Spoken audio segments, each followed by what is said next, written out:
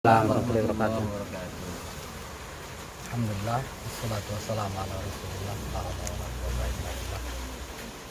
yang sama-sama kita hormati tuan rumah Kompong Adam Nasution, juga yang sama-sama kita hormati juga yang sama-sama kita hormati Ompong Adam Nasution selaku tuan rumah, juga yang sama-sama kita hormati Abangi Sohaib bin Lokot Nasution dan teman-teman sekalian. Tidak bisa saya sebutkan namanya satu persatu. Puji syukur mari terus kita panjatkan kehadirat Ilahi Rabbi yang terus memberikan waktu, kesehatan, kesempatan kepada kita untuk terus mengisi hari-hari kita dengan kebaikan dan menjalani rutinitas, entah ini bulanan namanya, entah mingguan, saya tidak tahu ya. Yang jelas pada hari ini kita di sini bisa berkumpul dalam keadaan sehat dan kita terus berdoa semoga perkumpulan kita ini terus dirahmati oleh Allah Subhanahu wa taala. Amin. Dan kita berharap teman-teman kita yang belum hadir pada saat ini semoga diberikan Allah kesehatan untuk bisa hadir di hari-hari selanjutnya untuk pertemuan kita ini. Seperti disebutkan Bang Suhaib tadi, kalau yang sakit semoga disembuhkan, kalau yang sempit semoga dilapangkan, dan kalau yang bersifat negatif semoga dibuat oleh Allah jadi positif ya.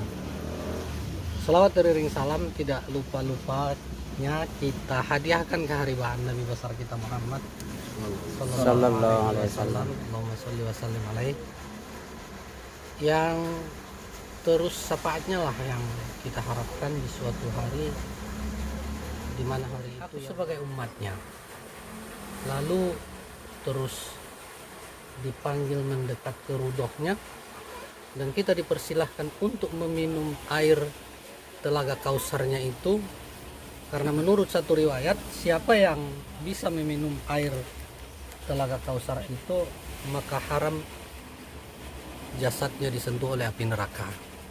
Amin. Yang selanjutnya adalah sebenarnya ini insidental ini ya. Tiba-tiba ditunjuk yang walaupun di situ disebutkan kultum ya Bang ya. Tapi rasanya ini kultim ini, opung ini ya. Karena kultim itu kuliah 3 menit. Nggak sampai 7 menit, cuma 3 menit. Saya hanya mengingatkan kembali waktu kita belajar dulu di Darul Ikhlas, saya teringat itu kita diajari oleh Ayah Pidoli di hadis Arba'in yang bunyi hadisnya innallaha ta'ala thayyibun la yaqbalu illa thayyiban. Allah itu indah, bagus, dan dia tidak mau menerima selain yang indah.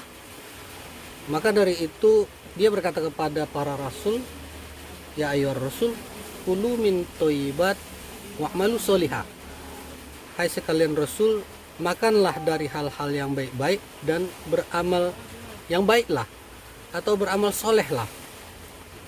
Kemudian kepada para mukmin dia juga berkata, Allah berkata, ya ayyuhalladzina amanu kulu min thayyibati ma razaqnakum.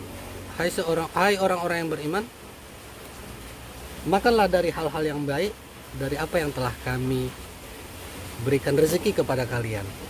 Kemudian dalam hadis itu saya ingat terus ini hadis ini Ustadz ini, karena dulu waktu kita belajar saya ingat yang maju ke depan itu Abu Sami' membacakan hadis-hadis itu dari 1 sampai 43 hadis itu lancar, dapat reward, dapat hadiah dari Pidoli waktu itu. Saya perasaan cemburu sebenarnya, tetapi memang kemampuan dia lebih hebat dari kita. Tetapi ya itulah, maka ada baiknya kalau kita ulang-ulang kembali apa yang kita pelajari dulu itu.